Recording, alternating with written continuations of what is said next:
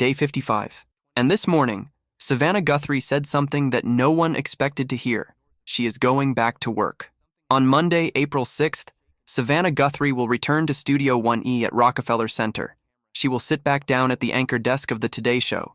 She will smile for the cameras. She will be on live television again, in front of millions of people, doing the job she has done every single morning since 2012, and her mother will still be missing. Nancy Guthrie has been gone for 55 days. There is no arrest. There is no named suspect. There is no confirmed proof of life. The investigation is active, the task force is working, the tips are still coming in, but Nancy has not been found, and her daughter is going back to work anyway.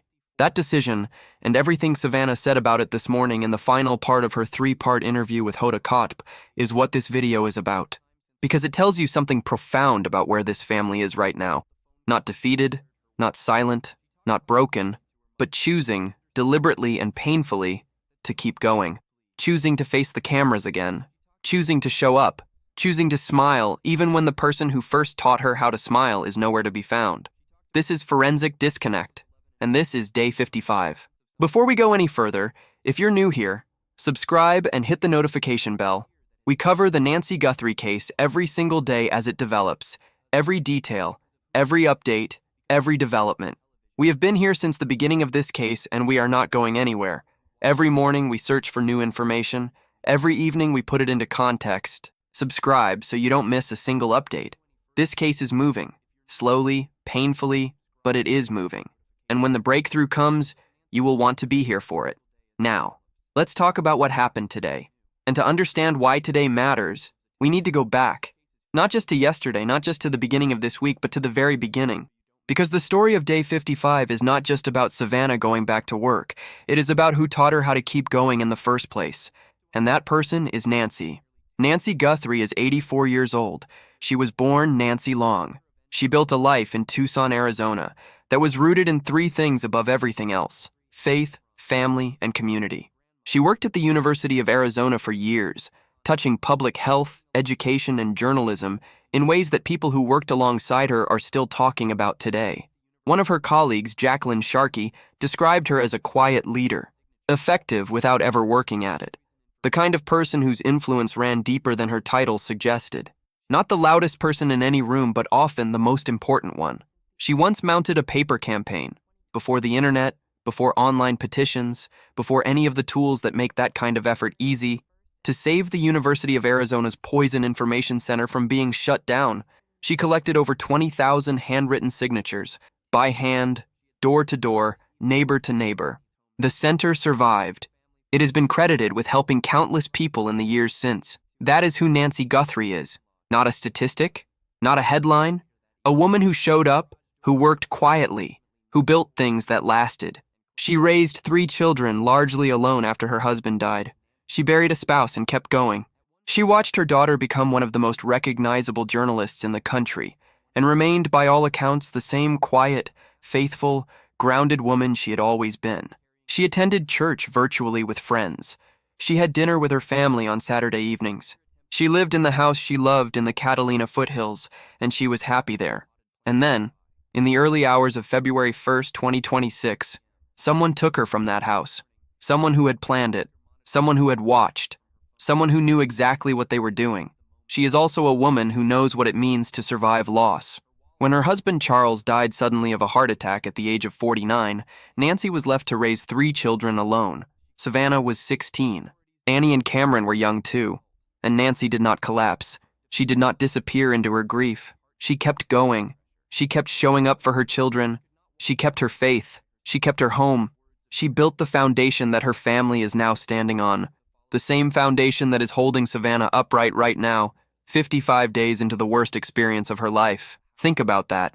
The woman who is missing is the reason the people searching for her are still standing. Nancy taught her children how to survive loss. She modeled it for them when their father died. She showed them what it looks like to keep your faith when your world falls apart. And now, 55 days into not knowing where their mother is, her children are doing exactly what she showed them. They are keeping their faith. They are staying together. They are showing up for each other, and for the public, and for the investigation. They are doing what Nancy taught them. That context matters enormously for understanding what happened today. Because when Savannah Guthrie announced this morning that she is going back to work on April 6th, she wasn't just making a career decision. She was doing exactly what her mother taught her to do. She was deciding and doing. She was choosing forward motion over paralysis. She was honoring the woman she is looking for by becoming, once again, the woman that woman raised. Now let's talk about the interview itself. Because the three-part conversation between Savannah and Hoda Kotb, which aired Thursday, Friday, and this morning on the Today Show, is the most significant public event in this case since the FBI released the doorbell camera footage of the masked suspect back in February. It is significant not because it contained new investigative leads, but because it revealed something about this family that no press conference, no Instagram post, and no statement through a spokesperson could ever reveal. It revealed the interior of this experience, what it actually feels like to be Savannah Guthrie right now. Not from the outside, from within. And what it feels like, apparently, is this: a permanent state of suspended reality. A life lived in two tracks simultaneously. The normal track, where you have children and a job and a husband and a morning routine, and the other track, the one that runs underneath everything, where your mother has been missing for 55 days and nobody can tell you why or where or whether she is still alive. Savannah described waking up in the middle of the night, every night, in the darkness, imagining her mother's terror. That phrase, imagining her terror, is one of the most devastating things anyone has said publicly during this entire investigation. Not imagining her death, not imagining her absence, imagining her terror. The active, present tense experience of what Nancy is going through, wherever she is, that is what keeps Savannah awake at night. Part 1 aired Thursday. In it, Savannah talked about the phone call she received on the morning of February 1st.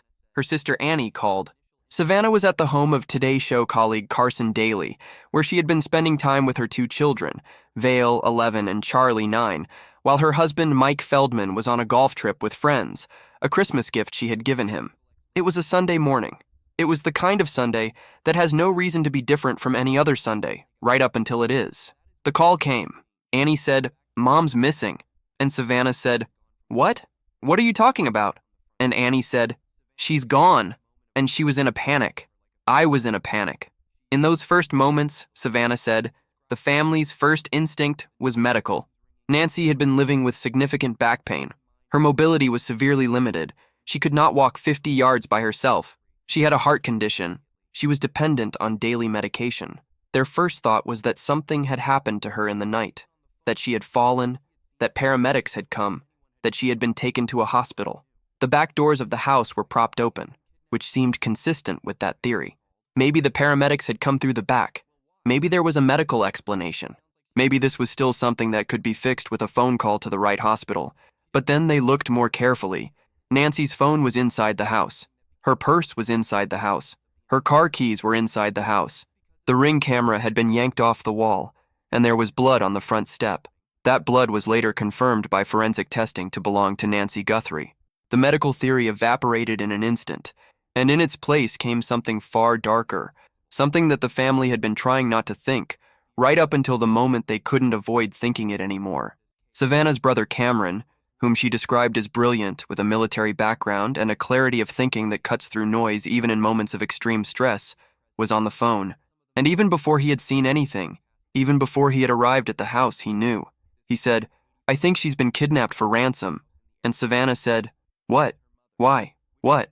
She said it sounds naive in retrospect. She just didn't want to believe it. She didn't want that word, kidnapped, to be the word that described what had happened to her mother. She asked him, "Do you think it's because of me?" And he said, gently but honestly, "I'm sorry, sweetie, but yeah, maybe." That exchange, played out over the phone in the chaos of that Sunday morning, with the blood on the front step and the yanked camera on the floor, is the moment the family understood what had happened. And it is the moment that introduced the fear that has been living inside Savannah Guthrie ever since. The fear that her mother was taken because of her face on television, because of her name, because of the wealth and visibility that comes with being one of the most recognizable anchors in American morning television. Because someone, somewhere, looked at Nancy Guthrie, 84 years old, living alone, barely mobile, dependent on medication, and saw not a person, but an opportunity, a way to get to Savannah, a way to get to money, The back door being propped open when the family arrived is a detail that had not been publicly confirmed until Savannah said it on Thursday. Think carefully about what it means. Nancy Guthrie's home is in a gated, affluent neighborhood in the Catalina foothills. The house is not in an area where you would expect casual break-ins. And the back door was not broken. It was not forced. It was propped open, deliberately left ajar. That suggests either that the person who took Nancy came in through the back or exited through the back, or both, and either left it open on purpose or was moving too quickly to secure it. It is a detail that changes the picture of what happened inside that house on the night of January 31st into the early hours of February 1st. And it was sitting in the family's knowledge for 54 days before Savannah said it out loud on the Today Show. The Ring camera being yanked off the wall is similarly significant. We knew from the FBI footage that the suspect tampered with the front door doorbell camera, covering the lens with vegetation from a nearby potted plant after failing to knock it loose. But a camera being physically removed from a wall suggests something additional. It suggests a level of surveillance awareness that goes beyond the opportunistic. This was someone who knew where the cameras were, someone who had thought about it in advance, someone who came prepared. Part 2 of the interview, which aired Friday, went deeper into several key details. Savannah addressed the ransom notes directly, and what she said was significant. Multiple ransom notes have surfaced since Nancy's disappearance. Some were sent to media outlets including CNN affiliate Kotb in Tucson and TMZ. Some were sent directly to the Guthrie family. The notes sent to media included demands for millions of dollars in Bitcoin, with deadlines, 2 of which passed without payment in the first week. Law enforcement neither confirmed nor denied the validity of any of the notes publicly. Savannah said Friday that she believes most of the notes sent to media outlets are not real.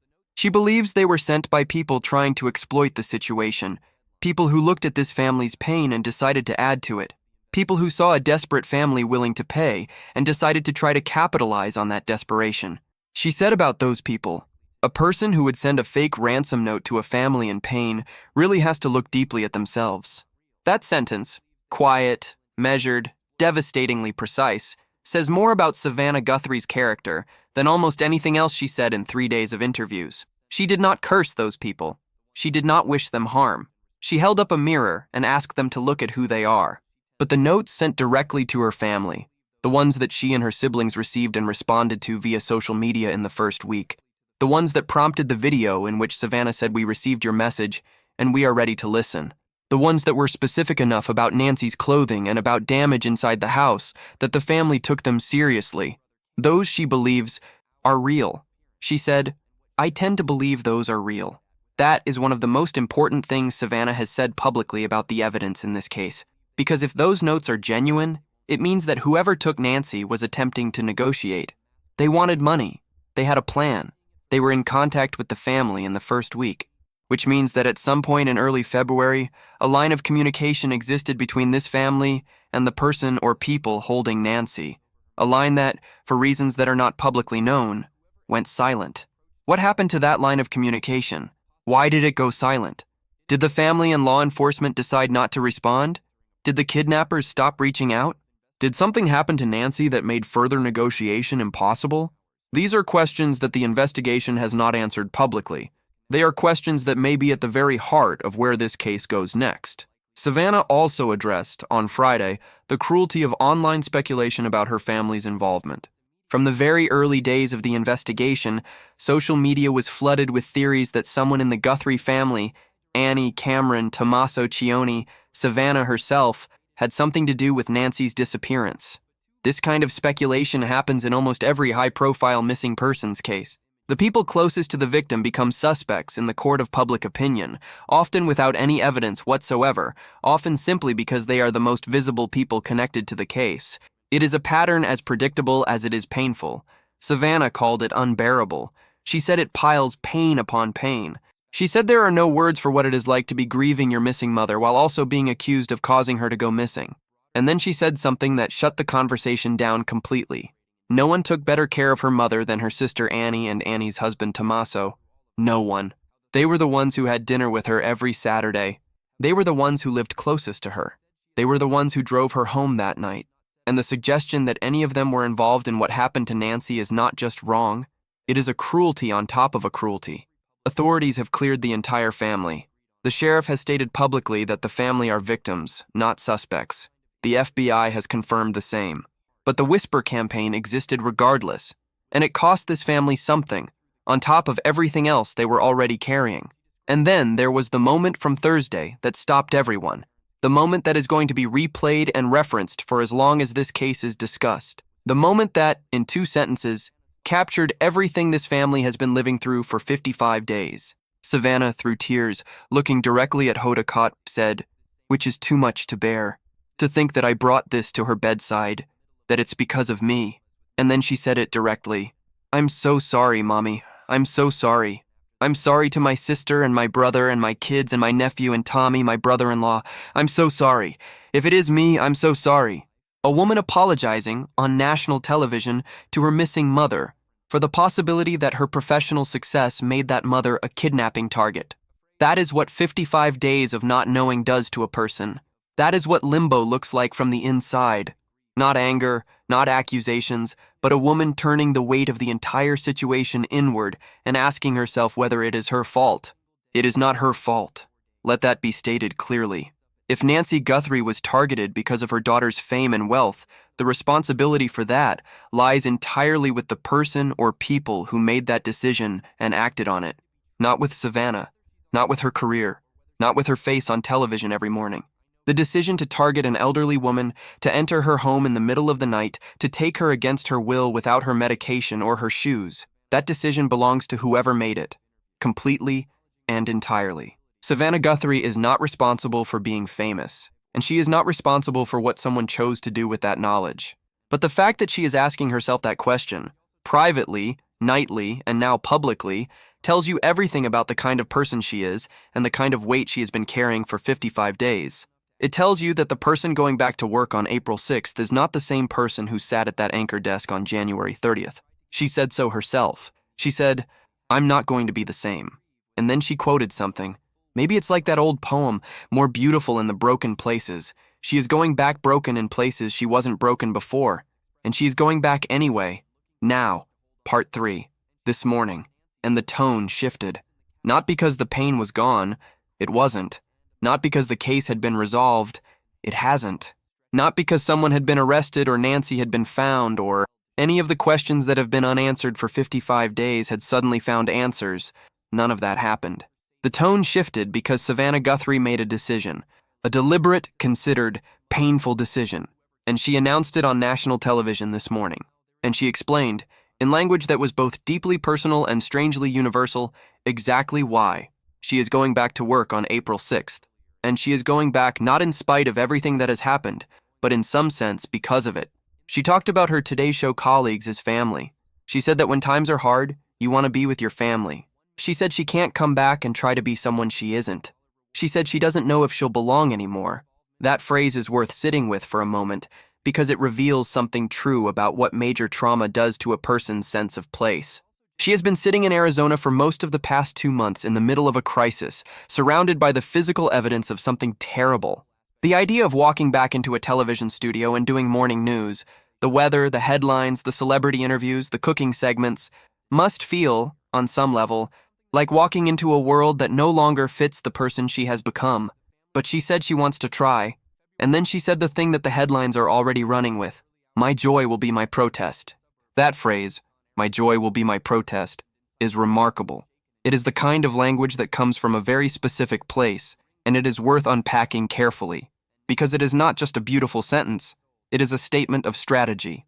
It is Savannah Guthrie declaring that she understands exactly what the person or people who took Nancy wanted to accomplish, and that she is going to deny them the full extent of that accomplishment. The physical act of the kidnapping took Nancy. That cannot be undone. But the kidnapping also had a secondary effect. It took everything else. It took peace. It took sleep. It took the ability to plan, to grieve, to move forward. It took Savannah off the air for 2 months. It took the family's sense of safety. It took their ability to simply exist without the weight of not knowing pressing down on them at every moment. The kidnapping was not just an act against Nancy. It was an act against all of them. And Savannah is saying, you don't get all of it. You took my mother, but you do not get to take my joy as well. My joy is mine. And when I come back to that desk and smile at the camera and do my job, that joy, That act of choosing to be present, to keep going, to live, is my protest against what you did. It is my refusal. It is my answer." She elaborated. She said, "I will not let them take my joy. They will not take my sister's joy. They will not take my brother's joy. They will not take our love. They will not take our faith. But our anguish is real. We need help. We need someone to tell the truth. I have no anger in my heart. I have hope in my heart. I have love. But this family needs peace." And she talked about her faith in terms that were more specific this morning than they have been before. Savannah Guthrie is a deeply religious woman, something that has been visible throughout this entire ordeal, in the language she uses, in the references she makes, in the values she returns to again and again when she speaks publicly. The word God appears in her public statements more than any other word except Nancy. Her faith is not decorative. It is structural. It is the thing that is holding the weight. And that faith came from Nancy. Nancy was the one who modeled it, who lived it, who went to virtual church services on Sunday mornings, who raised her children with the kind of faith that Savannah described this morning as not cheap, not easy, not the kind of faith that disappears when things get hard, the kind that stays, the kind that wrestles. She said, "God doesn't tell us not to wrestle with him. This isn't some cheap faith, and my mom taught me that." Think about that sentence in the context of everything happening right now. Nancy Guthrie has been missing for 55 days. Her daughter is holding onto a faith that her mother gave her, in the middle of not knowing whether her mother is alive. The person who taught her how to believe is the person she is praying for. There is something almost unbearably poignant about that. The teacher gone, the lesson holding. She also said something this morning that will resonate with anyone who has ever tried to make sense of tragedy without the comfort of an explanation. I don't think we deserve anything more or less than any other person. We don't say why us, why me, why anything. If I say why me for this horrible thing, then I have to say why me for all the beautiful blessings of my life. Well, then yes, why? I don't know why. I'm grateful for my blessings, and I'm heartbroken for the sorrow. That kind of thinking, the refusal to feel specially victimized, the recognition that asking why me for the pain requires also asking why me for the blessings, the acceptance that life does not distribute suffering according to merit, is genuinely rare in public life. Most people in Savannah's position would be excused for asking why me. Most people would be excused for expressing anger, for demanding answers, for pointing fingers at law enforcement or at anyone who could have done more. Savannah is doing none of that. She is sitting with the not knowing. She is carrying the uncertainty, and she is going back to work anyway. Al Roker, one of her Today colleagues, noted something after the announcement was made this morning that stopped everyone on the set. April 6th, the day Savannah is returning, is the Monday after Easter Sunday, the day after the holiest day in the Christian calendar, the day that, for Christians, is about what comes after the worst thing, about rising, about returning. Roker said, "As a family, we'll hold hands and help her." Craig Melvin said it is where she belongs. Hoda Kotb said she is coming back to the job she loves. And then Melvin added, "We cannot wait to welcome her back with open arms here in Studio 1E. Whether or not the date was chosen deliberately, and it may well have been, given how central faith is to Savannah's public identity, there is something in it that feels like more than coincidence. A woman who has been shaped entirely by her faith, returning to her public life on the day after the holiest day of that faith's calendar, coming back the day after resurrection, not because everything is resolved, not because the wound has healed, but because the story is not over, and she is choosing to keep writing it. She said, "I'm not going to be the same, but maybe it's like that old poem, more beautiful in the broken places." Now, throughout all 3 days of this interview, and throughout all 55 days of this case, one question has remained constant. The same question that has been there since the blood on the front step, and the yanked camera, and the door propped open in the middle of the night. Where is Nancy Guthrie? 55 days, and still no answer. The investigation continues. The Pima County Sheriff's Department maintains a task force of 20 to 24 people dedicated full-time to the case. The FBI remains involved at a significant level. DNA recovered from inside Nancy's home is still being processed, with investigators now pursuing forensic genetic genealogy, a technique that has been used in other landmark cases to identify perpetrators even when no traditional database match exists. It works by building out a family tree from the DNA and then identifying individuals who share genetic markers with the unknown sample. It is slow. It requires extensive work. It can take months, but it has cracked cases that seemed uncrackable, and investigators are pursuing it here. Over 40,000 to 50,000 tips have been received since the beginning of the investigation. Investigators have reviewed thousands of hours of surveillance footage from the neighborhood and surrounding areas. They have canvassed the Catalina foothills repeatedly. They have asked residents within a 2-mile radius of Nancy's home to submit any footage they have from January 1st through February 2nd, a window that covers not just the night of the abduction, but the weeks of apparent surveillance beforehand. They have spoken to contractors and workers active in the neighborhood in the weeks before the disappearance, requesting names and schedules. They have investigated a vacant property near Nancy's home that became empty shortly before the kidnapping. They have looked into several houses under construction in the area. None of these leads has produced a public breakthrough. That does not mean they have produced nothing. It means law enforcement has chosen not to share what they have found. And former FBI Special Agent Jennifer Coffindaffer has said publicly that this silence may actually be a signal, that the absence of public updates does not mean the absence of progress. She said the case is red hot behind the scenes, that investigators are dealing with more leads than most cases ever generate, that someone who has been inside the FBI and knows how these investigations work would look at this and see not a stalled case, but a very active one, being worked aggressively, with information that is being held close precisely because releasing it could compromise what is being built. That is a theory. But it is a theory from someone with the credentials to assess it. And it is a theory that stands in direct contrast to the public perception that this case is going cold. The suspect seen on the doorbell camera, masked, armed, wearing gloves, carrying the 25-liter Ozark Trail backpack, approximately 5 feet 9 to 5 feet 10 inches tall with an average build, a black mustache visible in some of the images, has still not been publicly identified. He was at Nancy's front door at 1:47 in the morning on February 1st. The camera disconnected at that moment. At 2:28 in the morning, Nancy's pacemaker monitoring app disconnected from her phone. Investigators believe that is when she was taken, 41 minutes during which something happened inside that house, and we do not know exactly what. Sheriff Chris Nanos has said he believes the attack was targeted. He has said he believes he knows the motive. He has refused to state that motive publicly. He has warned that the suspect could strike again. He has said the investigation is active and ongoing. He has said almost nothing else to the media in over a month. His own disciplinary record and work history are now being investigated by the Pima County Board of Supervisors, adding a layer of institutional uncertainty to an investigation that is already under enormous public scrutiny. Rick Castigar, the man who was Sheriff Nanos' own boss for years, who spent 46 years inside the Pima County Sheriff's Department, has said publicly that he believes Nancy was taken across the border into Mexico, that multiple people were involved in the abduction, and that she may have already died. He said the perpetrators may have nothing left to bargain with. He said his theory is that they intended to keep her alive long enough to collect the ransom, but that her medical condition, dependent on daily heart medication, barely mobile, 84 years old, made that impossible to sustain over 55 days. Retired Pima County Homicide Detective Kurt Dabb has said the abduction was premeditated, involving between 2 and 4 people, and that the home was surveilled well in advance of February 1st. The January 11th visit, when a neighbor saw a suspicious masked figure near Nancy's home, and which the FBI has since identified as a key date, may represent the beginning of that surveillance. 3 weeks of watching, 3 weeks of learning the routines, 3 weeks before they came back on the night of January 31st and did what they had been planning. And a neighbor named Laura Gargano told investigative journalist Brian Enton that a nearby rental property emptied out within days of the kidnapping. The cars were gone. The people were gone.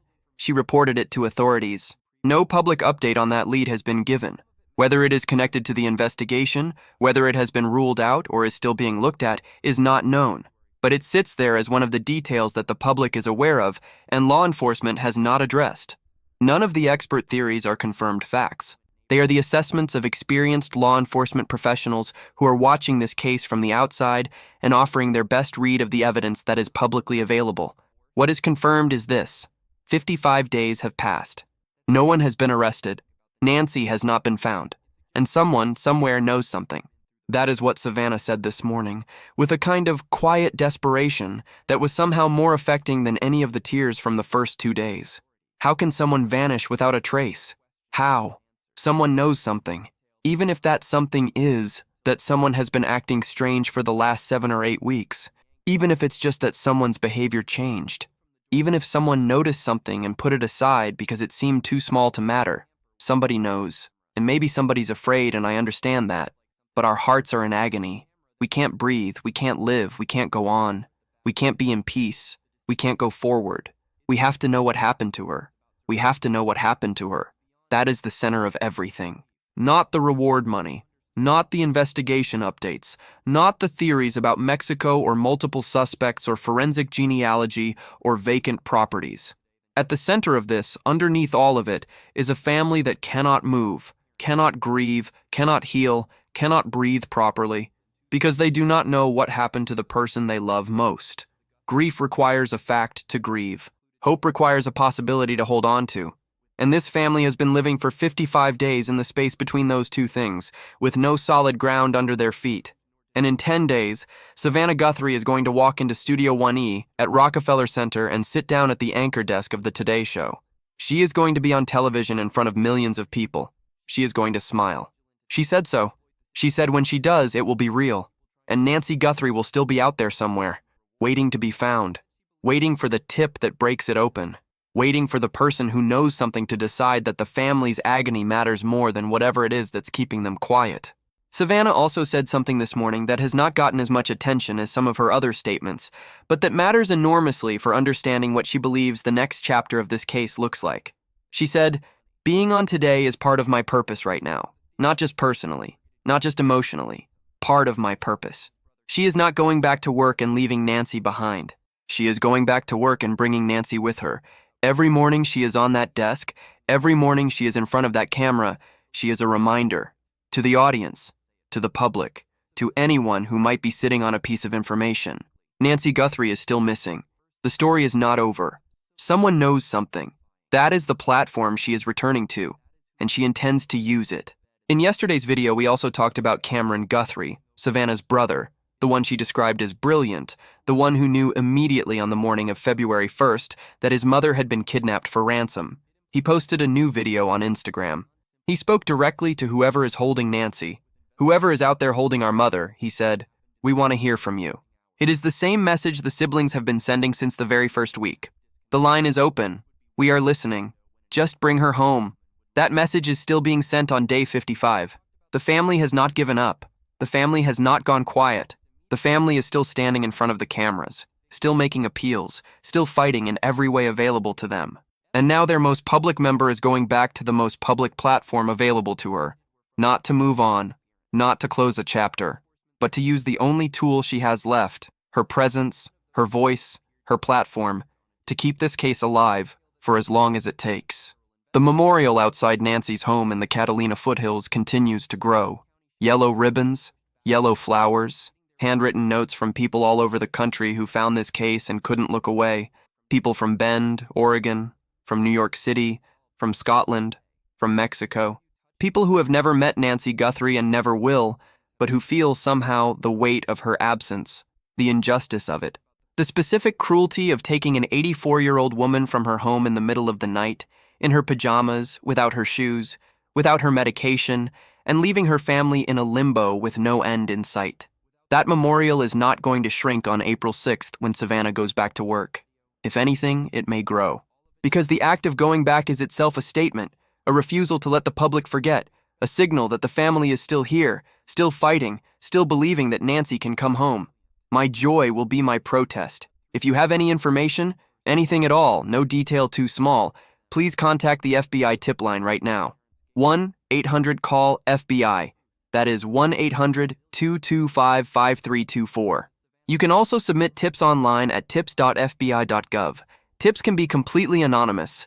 The Guthrie family is offering a reward of $1 million for information leading to Nancy's recovery. The FBI is offering an additional $100,000. The reward can be paid in cash. One tip, one person. That is all it takes to change everything. Nancy Guthrie is 84 years old. She is 5 feet tall. She has silver hair and blue eyes. She was taken in the early hours of February 1st, 2026, from her home in the Catalina foothills of Tucson, Arizona. She was in her pajamas. She had no shoes. She did not have her heart medication. She requires that medication daily to survive. She is someone's mother. She is someone's grandmother. She is the woman who raised 3 children alone after their father died at 49, who collected 20,000 signatures by hand to save a university program, who attended virtual church services with friends on Sunday mornings, and had dinner with her family on Saturday evenings, and loved her house and her neighborhood and her life. She is the woman who taught her daughter that this isn't some cheap faith. She deserves to come home. Hit the like button if this case matters to you. Subscribe if you haven't already. We are here every single day until this is resolved. Leave a comment with your thoughts, your theories, anything on your mind. We read every single one, and more than once a tip from a viewer has led us to something worth covering. We will be back tomorrow for day 56.